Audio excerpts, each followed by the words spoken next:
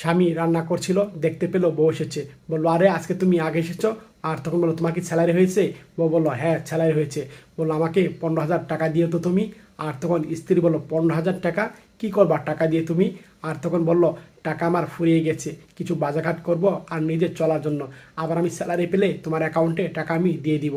এইভাবে স্বামী কথা বলল। আর তখন স্বামীর কথা শুনে বউ বলল আমার টাকা নিয়ে তোমার বাজারঘাট করা লাগবে আর চলা লাগবে, তোমার টাকা নাই, তুমি টাকা কি করেছো? এভাবেই কথা বলল বউ স্বামীকে। আর তখন স্বামী বউয়ের কথা শুনে বলল দেখো তুমি কি বলেছিলা, চাকরি নেওয়ার আগে বলেছিলা কিছু টাকা আমাকে তুমি বেতন পাইয়ে দিবা। আর তখন কল্পনা দেখলো যখন নতুন চাকরি হলো, বউ খুশিতে এসেছিল, বলল এই দেখো আমার চাকরি হয়ে গেছে, জয়েনিং লেটার, এভাবে কথা বললো। আর বললো ওয়াও কংগ্রেচুলেশন জানিয়েছিল স্বামী। স্বামী অনেক খুশি হলো বউর চাকরি পেয়েছে। আর তখন বউ বললো তোমার এখন চিন্তা একটু কমে যাবে।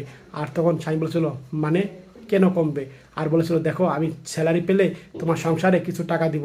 আর তুমি বলো, আরে না না লাগবে না, আমার টাকা তো আমি চলতে পারি, এভাবেই কথা বলল স্বামী।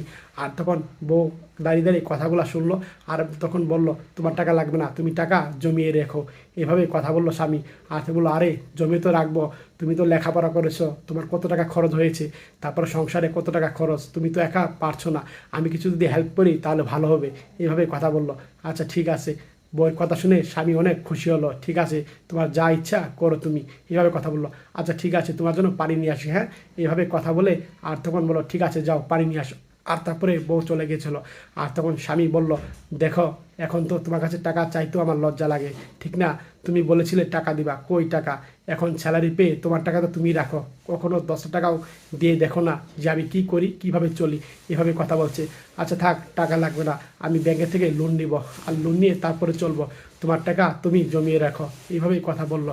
যে আর শোনো মনে রাখবা, মেয়ে মানুষ যদি চাকরি করে তাহলে এরকম পরিবর্তন হয়ে যায়। তুমি কিন্তু আগের থেকে অনেক পরিবর্তন হয়ে গেছো, তুমি কোনো খোঁজ খবর রান্না এবং রান্না বাড়া তো করো না, সব কিছু আমার করতে হয়, এভাবেই কথা বললো। হ্যাঁ আরও কথা শুনে রাখো, তুমি চাকরি করো ঠিক আছে, তোমার আর কিছু করা লাগবে না, আর আমি টাকা লোন নিয়ে পরে পরিশোধ করে দিব, এভাবে কথা বললো।